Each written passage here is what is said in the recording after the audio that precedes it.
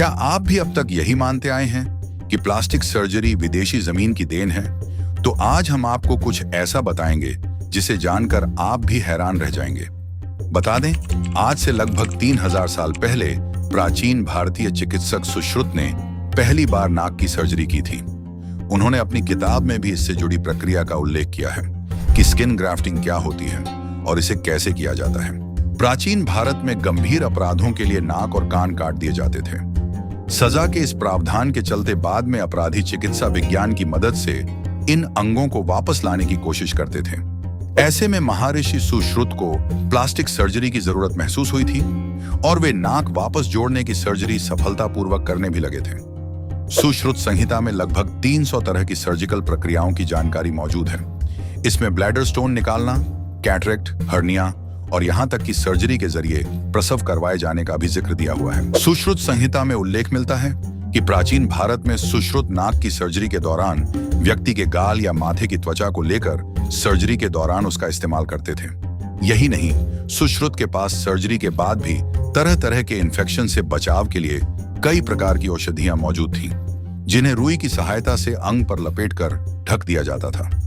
8वीं सदी में अरबी भाषा में सुश्रुत संहिता का अनुवाद होने के बाद यह पश्चिमी देशों तक भी पहुंच गई। यही नहीं, मीडिया रिपोर्ट के मुताबिक अपने भारत प्रवास के दौरान 1793 में 2 अंग्रेज सर्जनों ने भी नाक की सर्जरी को अपनी आंखों से देखा।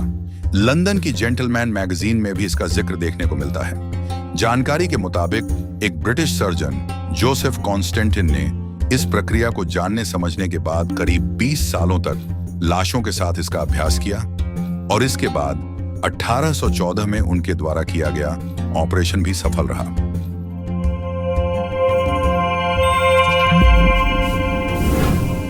भारत की 4 सबसे खूबसूरत ट्रेन यात्रा जिंदगी में एक बार जरूर तय करें। ये सफर पहली है the Darjeeling Himalayan railway.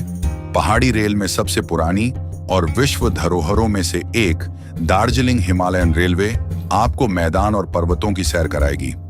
Jalpaiguri मैदानी इलाका है और दार्जिलिंग पहाड़ी इलाका है, जहां की चाय पूरे भारत में मशहूर है। इस रेलवे ट्रैक की सबसे खास बात यहाँ के घुमावदार मोड़ हैं, जिनमें से खास है बतासिया मोड़, जो कंचनजंगा शिखर और जलपाईगुड़ी का मनोरम दृश्य दिखाते हैं।